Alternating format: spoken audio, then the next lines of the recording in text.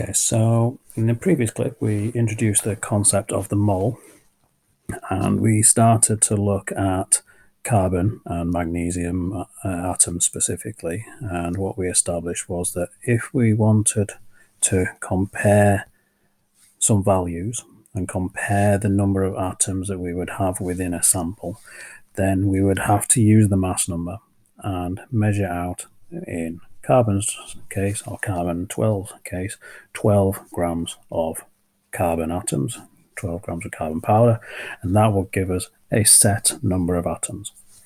We compared that with magnesium and established that we would have to weigh out 24 grams. So coincidentally, we'd have to weigh out twice as much. But in terms of actual number of countable atoms, they would have an identical number. Now, if you've got an element, that's relatively straightforward because you just use up the mass number.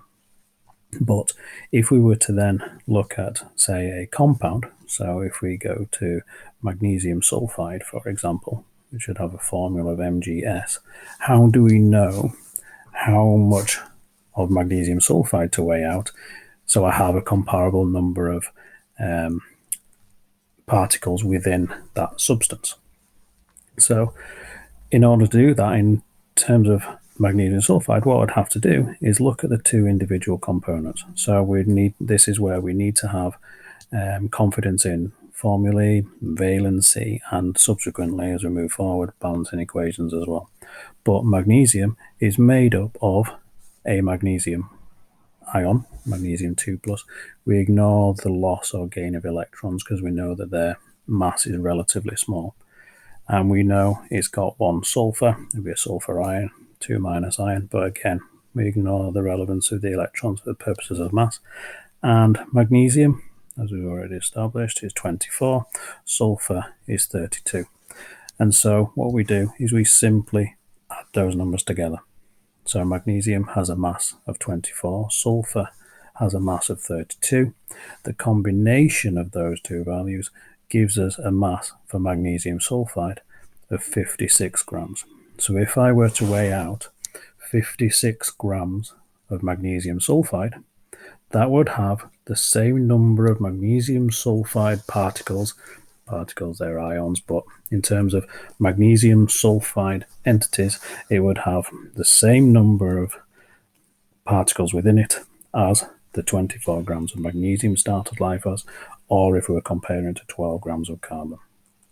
56 grams of magnesium sulfide would have 1 mole of magnesium sulfide particles within it.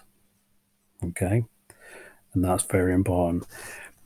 This is where we can then compare these values, because what we would then move towards is knowing, and the reason why we do this is if we were to look at an equation, and this is why the mole comes in, magnesium plus sulfur, it's a direct combination reaction, produces magnesium sulfide.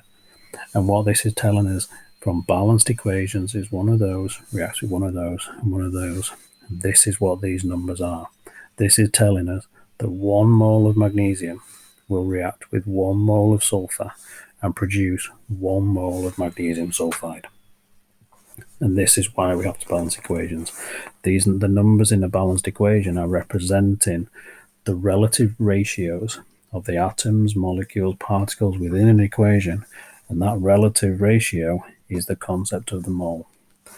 And when we're looking at compounds, we're looking at something which is an addition of the mass numbers. Okay, now this would have a specific concept, and this value of 56 is something called the relative formula mass. Now, depending on textbooks and which versions of web pages you use, you can see different versions of this, but this is the relative formula mass, and it's the mass of the formula. Okay, the relative formula mass. You see other versions, relative molecular mass, and things like that, but ultimately it means what is the mass of 1 mole of the substance we're looking at, and you do that by adding up the individual components.